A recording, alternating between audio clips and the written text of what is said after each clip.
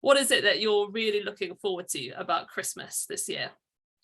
Maybe it's the food, maybe it's the roast dinners or the mince pies, maybe it's the music, the Christmas markets, maybe it's spending time with family and friends that this season gives you like nothing else does. One of my most vivid memories of Christmases as a child is being sat making this fantastic reindeer centerpiece for the Christmas dinner table. I'd seen it on Blue Peter and was absolutely committed to making it happen. But again, because I'm not that artistically skilled, it was actually my grandparents who ended up making most of it. But I was having a lovely time throwing glitter everywhere, making this Christmas centerpiece for the Christmas table. And as we were sat around the table making it, we became slowly more aware that we were being surrounded by a small flood in my parents' kitchen. And it turns out that the dishwasher was leaking, and sort of in this mad frenzy, people started running around with towels and mops and buckets to try and stop the flood becoming worse. And I think for me, that kind of embodies something about Christmas. You have these wonderful kind of nostalgic moments that you remember, but actually often Christmas is just quite stressful and things go wrong, things that we don't look forward to about Christmas. There always seem to be those kind of unexpected plot twists, isn't there, where the dishwasher floods or the turkey doesn't cook or the kids get ill. Maybe for you it's the thought of that really awkward family member that you're going to have to endure for the Christmas holidays. Or maybe actually it's just the disproportionate amount of time that we all spend on Christmas, and in a moment later it's Boxing Day. But maybe actually for some of us it's things that are more painful than that we're not looking forward to about Christmas this year. Family members who won't be there, the absence of friends. Maybe there's tensions and wounds that run really deep that you know are going to resurface.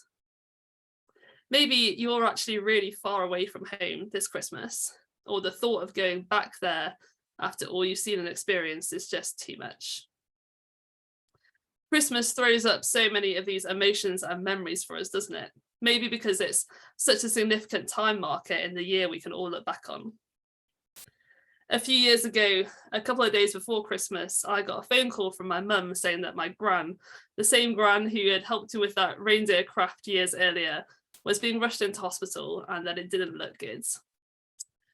Just a couple of days later, we heard that she had cancer, and Christmas for me that year looked like dropping everything, getting on a train to Edinburgh and going to see her as quickly as possible. I suspect for all of us, whatever our backgrounds, we can all relate to some of this. The utter joy that Christmas can bring, but the inescapable reality that Christmas doesn't always work out how we hope or plan. Things do go wrong, families are messy, and ovens and dishwashers are way beyond our control. We often have Christmas as an ideal, don't we? I guess maybe it's because Christmas is often the time that people go back home.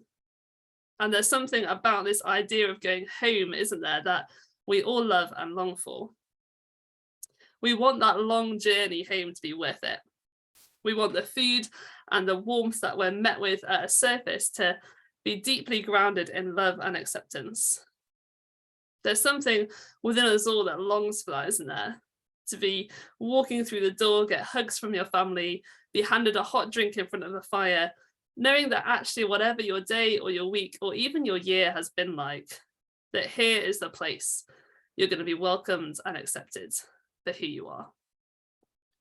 Maya Angelou, who is a brilliant American poet and civil rights activist, said this: "The ache for home lives in all of us, the safe place where we can go as we are and not be questioned."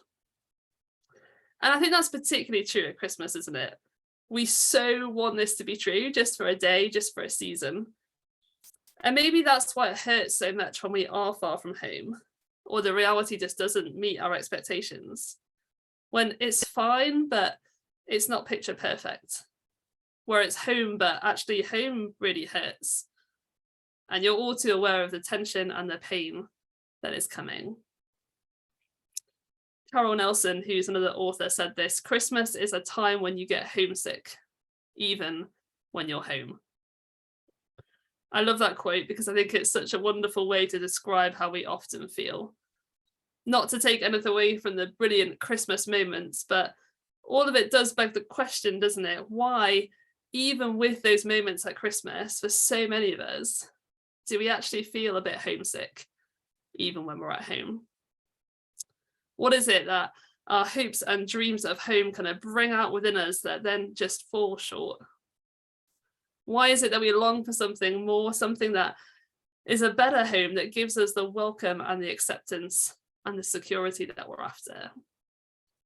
What if there really was a home that met those cries and expectations of our hearts? C.S. Lewis, who I guess many of us will be familiar with from his Narnia books, amongst other things, famously said this: "Creatures are not born with desires unless satisfaction for those desires exists." He gives examples like feeling hungry, there's food. A duckling wants to swim, there's water. And he says, if I find in myself a desire which no experience in this world can satisfy, the most probable explanation is that I was made for another world. And so actually, if this desire for home, this deep sense of home, is real and in all of us, what does it point to? And could it be that the answer is found outside of ourselves in something else? You know, this isn't just a question or a longing that we encounter today in the 21st century, but one that's been there throughout the centuries. And thousands of years ago, a Middle Eastern teacher addressed this in front of a crowd made up of people just like you and me and people nothing like you and me. A real mixed bag of characters were listening to stories that he would tell to reveal something about life and those big questions and desires. And this teacher is someone that we encounter a lot at this time of year, perhaps through kids' nativity plays or a Christmas card. And maybe we're just wired into thinking that the nativity story about Jesus is just another nice kid's story, an excuse for some cute photos with the kids and a well-deserved holiday. But history actually would suggest differently. You know, whatever our take on Jesus and his life, the historical evidence for it is overwhelming and not actually argued by any serious historian, Christian or not. Jesus existed. He existed as a baby and later as a man and as a teacher who would tell these stories to make massive claims that were actually really revolutionary in his day. And as he gathers this crowd, let me just briefly summarize one of the stories he tells. And whatever your position, why not just listen in and see how these ideas we've been talking about so far of welcome, of home, of safety are told here. So it's a story of a father and two sons. One, the older son, had spent his whole life working on his father's farm, being responsible, doing the right thing.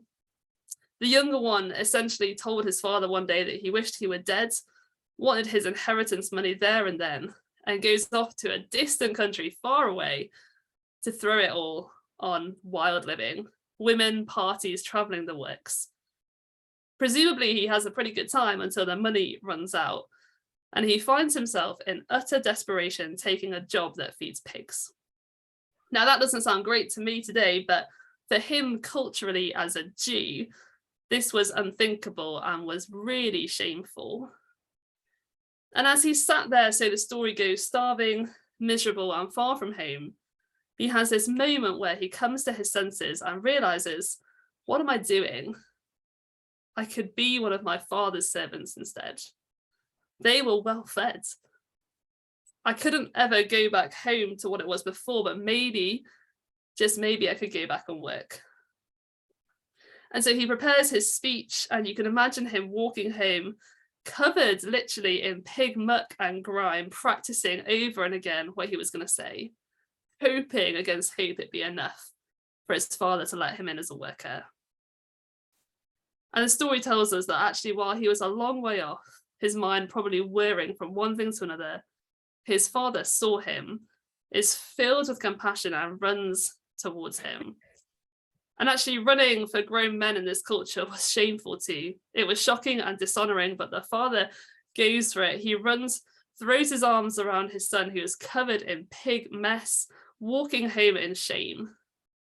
He embraces him, gets his mess on him, sends for the best calf, sends for the party to be started, and begins to celebrate. Now, there's way more to this story than I have time to explore this evening, but doesn't this capture something of those longings we were talking about? the longing for a family who welcome us back, even when we're covered in dirt and mess and shame. A family who embrace us, run towards us even in our shame, take it on for us, and throw a party when we come to our senses. Here is somewhere we can truly be welcomed, known, and accepted. Here is home.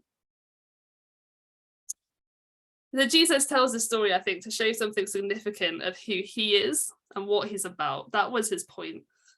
He is someone who loves to welcome people, even in their mess. He is someone who runs towards us, prepared to take on shame for us, to get covered in our mess, and someone who will do something about it, someone who is ready to welcome us as we're ready to turn and come back to him. Someone who offers us actually the truest, deepest, most secure home that we crave and long for. So let me encourage you tonight, if you've never seriously considered Jesus as a man, Jesus as his teachings, why not this Christmas season investigate it for yourself? I believe Jesus is more than able to take your best questions, so come and ask them of him. But why not investigate whether this offer of true, real home that actually we all long for and this season just wells up in us, why not investigate whether there's something about Jesus that could meet it? If you came with a friend tonight to this event, I'm sure they'd love to share their story with you. Why not ask them what difference knowing Jesus makes to them? Or if you're here and you're not sure who to talk to, I'd love to chat to you afterwards.